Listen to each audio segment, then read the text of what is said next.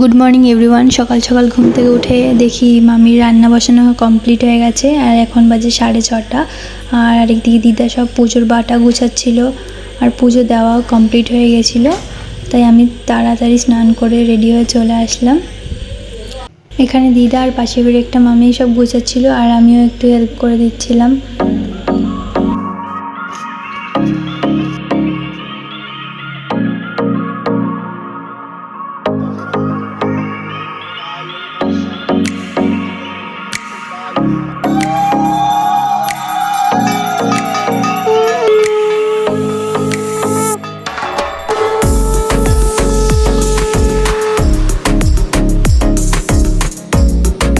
পুজো complete হয়ে গেছে, এই যে প্রসাদ, তোমরা যে খাবে নিয়ে নাও।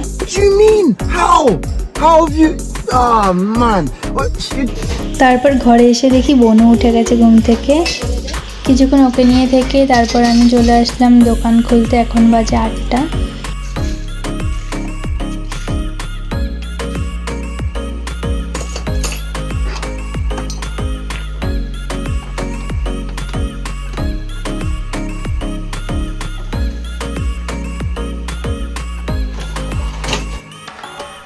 দোকানে টুকটাক কাজ করে কিছুক্ষণ বসে আবার চলে আসলাম ঘরে।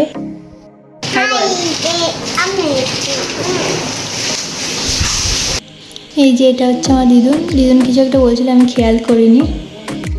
বনুকে দোকানে নিয়ে এসেছিলাম আর মামি নিতে চলে এসেছিলো আর ও না করছে, যাবে না বলে। ওইখানে বাই বাই বলছিল আমাকে, কারণ আমি রেশন আনতে যাচ্ছিলাম তখন। A few moments later.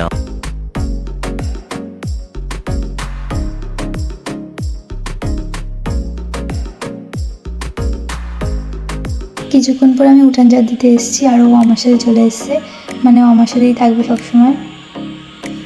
এখানেও একা একা নাচ গান করছিল, নিজের মতো খেলা করছিল।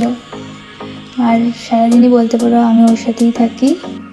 আর আমার ওর সাথে থাকতে খুবই ভালো লাগে, কারণ ও সবসময় কিছু না কিছু একটা করতেই থাকে আর আমার বাচ্চাদের খুব ভালো লাগে।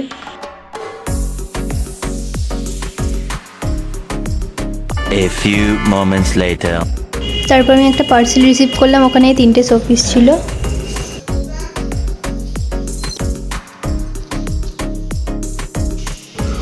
এখানে দিদা তালের বড়া ভাজছিল আর আমি কয়েকটা তালের বড়া নিলাম, নিয়ে খেতে খেতে টিভি দেখছিলাম। এটা হচ্ছে আমার ফেভারিট কার্টুন মাশা অ্যান্ড দ্য বেয়ার। ব্রেকফাস্টের ক্লিপ নিতে বলে গেছি।